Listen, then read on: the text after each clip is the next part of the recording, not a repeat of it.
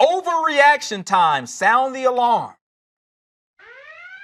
The Clippers were up by 19 points in the third quarter, but lost to the Philadelphia 76ers. Austin Rivers, Blake Griffin, not happy with their teammates. Listen to this.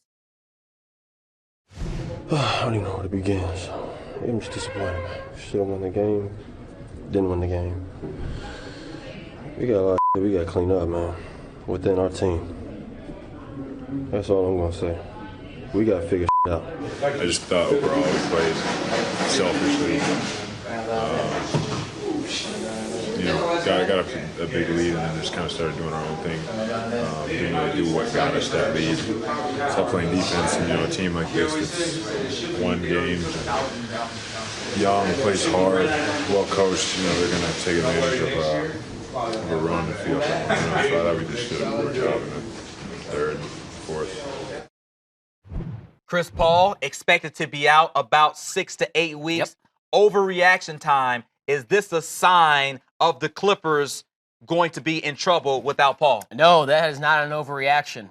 That is a very real and legitimate concern. Chris Paul is by far the best basketball player on the Los Angeles Clippers. The Los Angeles Clippers can win games with Chris Paul and others. They can't win games with Blake Griffin and others, DeAndre Jordan and others, Blake Griffin plus DeAndre Jordan and others. They are just not that transcendent as talents, those two. Both very good, all-star caliber players, but Chris Paul is one of the best 10, if not 5, basketball players on the entire planet. Even at his age, what he can do offensively, scoring if he needs to, obviously we know what he does with distributing the basketball, and then defensively, he's always near the top of the league in steals. Absolutely. And always someone I don't want my opposing point guard getting locked in one-on-one battles with, because Chris Paul is savvy enough to rip you and go the other way. He still knows how to defend on ball at a very high level. Chris Paul being out for 6 to 8 weeks is a very legitimate concern. The alarm bell should be going off. It's not an overreaction to think that they have a huge problem,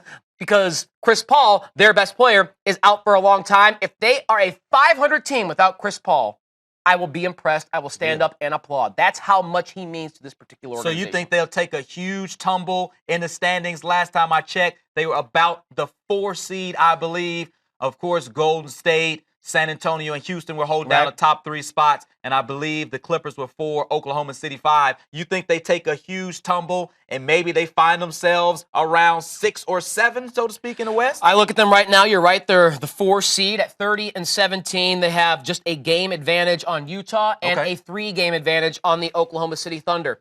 I'm predicting that they'll fall to that 6th spot, if not worse. I think that if they can weather the storm, get Chris Paul back as the 6th seed in the West, I'll consider that a success. But it wouldn't shock me at all if they fall even further than that. Listen, they did get Blake Griffin back tonight, but he's coming back from knee surgery. Can we realistically and reasonably expect him to jump back in and immediately be 100%? Not at all. Probably going to take a week or two to work up to that. So they're playing behind the 8 ball in a major way. Not an overreaction to think this team is in big-time trouble with CP3 on the shelf for 6 to 8. Certainly something to keep an eye on without Chris Paul in the lineup for the Clippers.